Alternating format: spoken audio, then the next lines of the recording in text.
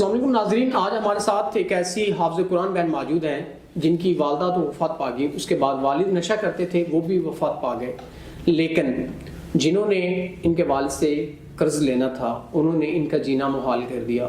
ان کے دروازے پہ آتے ہیں اور طرح طرح کی ان سے باتیں کرتے ہیں، واہیات قسم کی۔ آپ باقی جانتے ہیں ان سے کیا وہ کہتے ہیں۔ السلام علیکم۔ وعلیکم السلام۔ اچھا بہن، آپ مجھے یہ بتائیں، پہلے تو ہم آپ کو اپریشیٹ کرتے ہیں کہ آپ حافظ قرآن ہیں، ہمارے لیے بھی آپ قابل احترام ہیں۔ اس کے بعد آپ ہمیں اپنے ساری زندگی کے احوال بتائیں، کس مصیبت سے آپ گزر رہی ہیں؟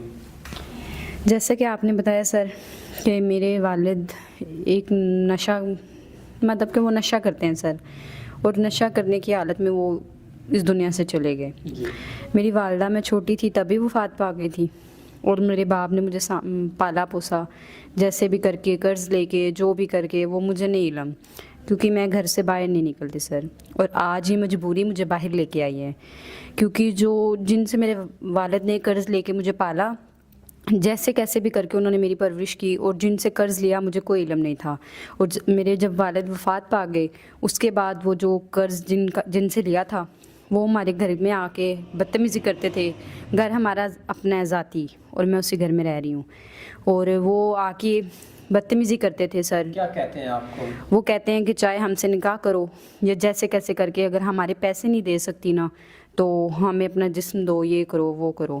اور سر میں نے کبھی گناہ نہیں کیا، اور مجھے یہ بات انتہائی بری لگتی ہے۔ ناظرین دیکھیں، ہمارے لوگوں کی کتنی ذہنیت گر چکی ہے، ہمارا معاشرہ کس حد تک گر چکا ہے اخلاقیات میں سے، کیونکہ ایک بہن مجبور ہو کر اپنی لائف کو سروائیو کر رہی ہے اپنے والدین کے مرنے کے بعد، اور اگر آپ نے قرض لینا ہے تو اس کا ایک پازیٹیو وے بنائیں، نہ کہ آپ جائیں اور ان سے کہیں کہ اپنا جسم بیچو، یہ بیچو۔ یہ اچھی بات نہیں ہے۔ یہ حافظ قرآن بہن ہے، ہمیں ان کی رسپیکٹ کرنی چاہیے۔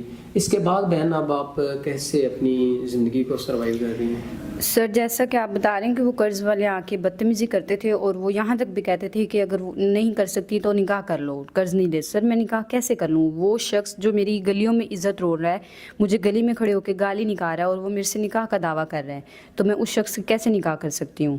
میں کبھی بھی نہیں ایسا کر سکتی، کیونکہ میں نے کبھی گناہ نہیں کیا، اور مجھے یہ گناہ سے میں ویسے بھی الحمدللہ حافظ قرآن، اور مجھے یہ انتہائی برا کام لگتا ہے۔ اور اگر کوئی اچھا انسان جو آپ کے تمام تر معاملات کو کلیئر کرتا ہے، اگر آپ سے وہ نکاح کا خواہش مند ہے، تو آپ کا کیا خیال ہے آپ اس کے بارے میں؟ میرا یہ خیال ہے کہ میں اگر کسی شخص سے نکاح کروں تو وہ میری طرح انتہائی نیک اور پرہیزگار ہونا چاہیے۔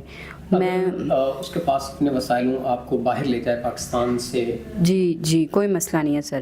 اگر وہ بڑی عمر کا ہے تب بھی مجھے کوئی مسئلہ نہیں ہے۔ اگر وہ بڑی عمر کا ہے، بس شادی شدہ ہو تو وہ ایسا ہے کہ وہ اگر اپنی وائف کی جتنی کیئر کر رہا ہے، مجھے اس سے کم صحیح مگر میری عزت کرے۔